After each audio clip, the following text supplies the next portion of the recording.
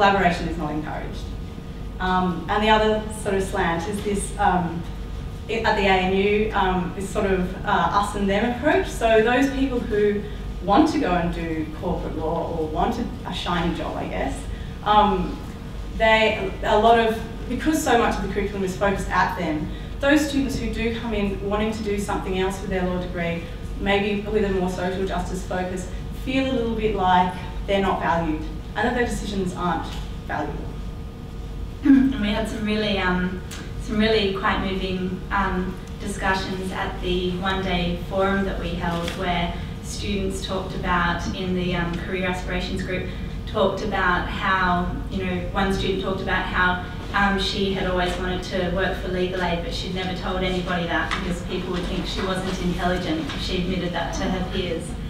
She was sort of ashamed of this, but this was her secret, that really she wanted to work for Legal Aid, which isn't even a particularly sort of alternative, a vastly alternative path. So we have a lot of responses along those lines.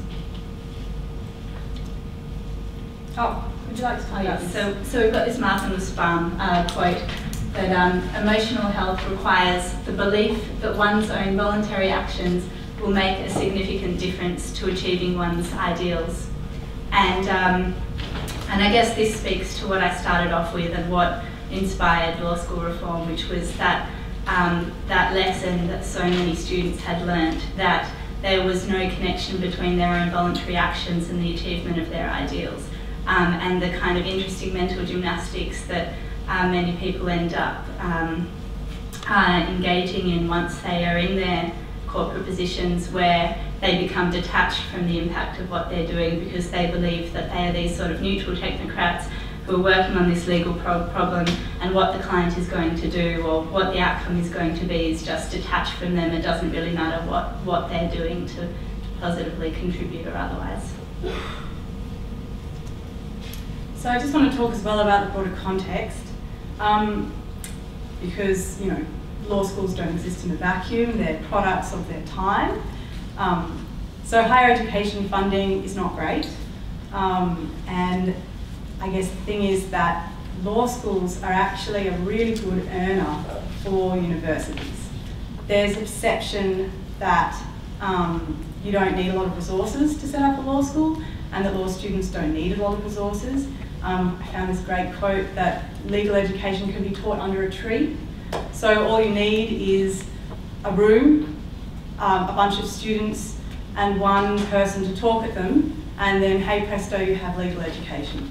So it's a good earner for universities, and I guess the other thing is, feeding into this, is that there's a huge demand for it.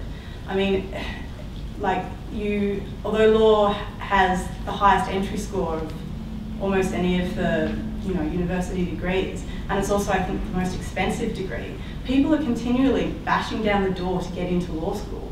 I mean, and the Australian Catholic University, for example, is setting up 2 more law schools this year. I think it's happening. So yeah, so there's I guess the problem is that while the situation is like this, it's very difficult to kind of campaign for better quality teaching in law schools, because there's the administration doesn't think there's really any need to do it, because people still want to do law, and it's working fine, apparently. And then I think there's also the impact of the profession, in particular corporate firms. You've got the Priestley 11, the Priestley subjects. They're based on this sort of antiquated notion of what a lawyer does. They're very black letter focused, and most law schools give them an incredibly black letter interpretation as well. It's a conservative bent. So things like family law, even though it's totally topical, very relevant, isn't included. And also I think you've got to think about the desire of big firms, basically, to have practice-ready graduates. So graduates who do know a lot about the technical application of law, and graduates that aren't reflective, who don't really care about their role in society, who don't think about the broader context in which the firm operates. Because if the firm was getting graduates like that, I mean, the firm would be incredibly inefficient, because you'd have all these people asking questions. Why are we doing it this way? And thinking about justice and those kinds of broad issues.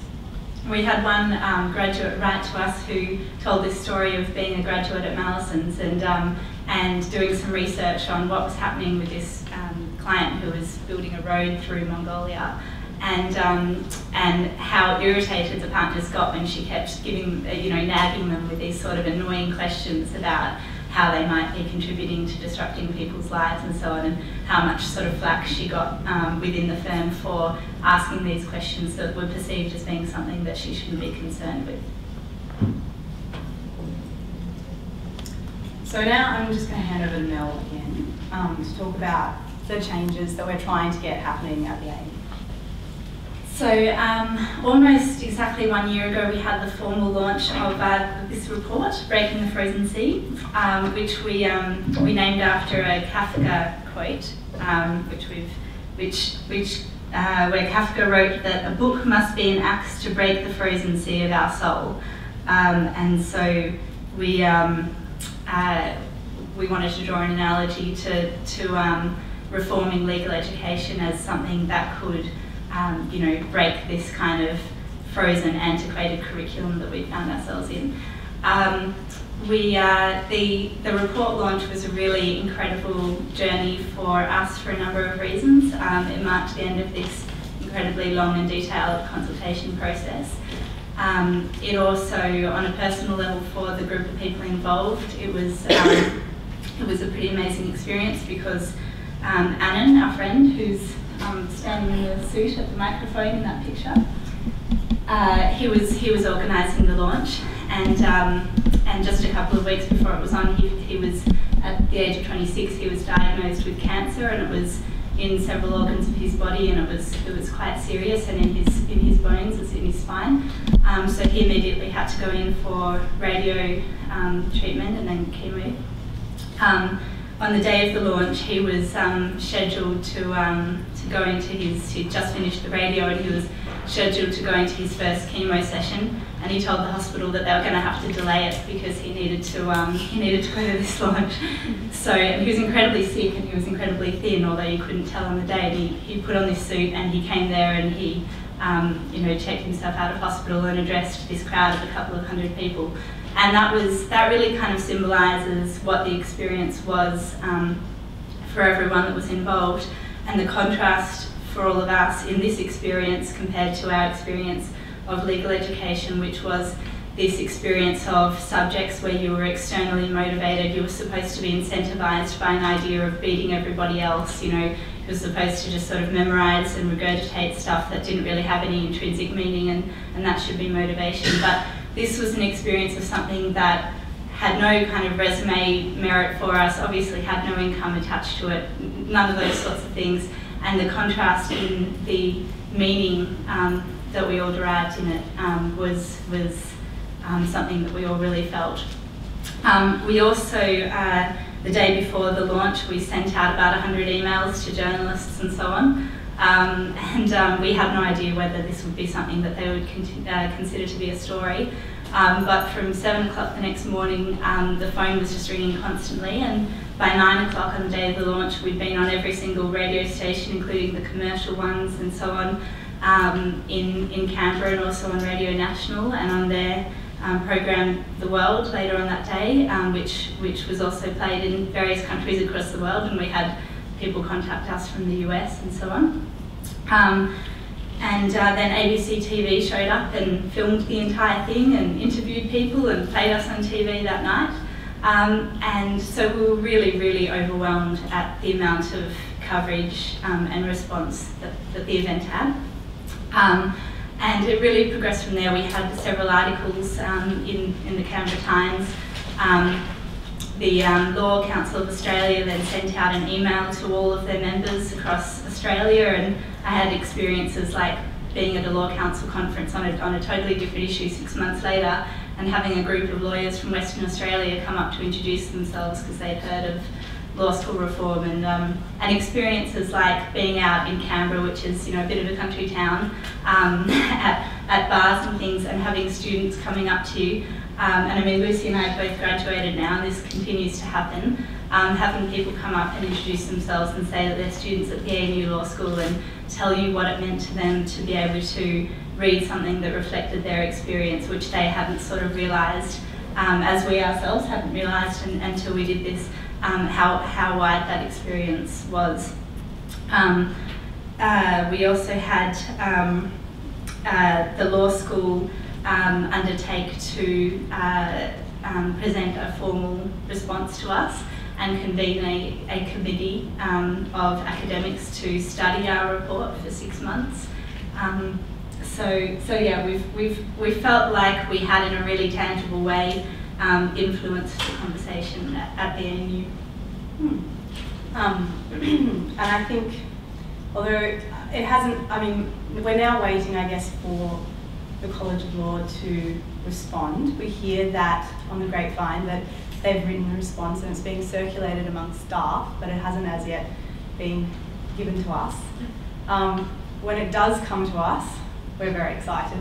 We're going to read it, we're going to analyse it, and if it's not really an adequate response, we're going to do something about it. We're thinking we'll go to the media, we'll try and drum up some kind of support. Because the thing is, I guess, I mean, Mel was just talking about how she's had students coming up to her being like, oh, you know, it really spoke to me. The thing is, one of the things that we heard a lot while we were doing all of this was that, oh, students are just apathetic. They're apathetic about their degree. And it's just wrong. I think when you give students the opportunity to actually talk about it, and when they feel like maybe there's something they can actually do about the fact that they're not getting what they want out of their degree, I mean, the response is amazing. So, yeah, we've got a bit of a plan. Hopefully going to try and take the conversation to a national level.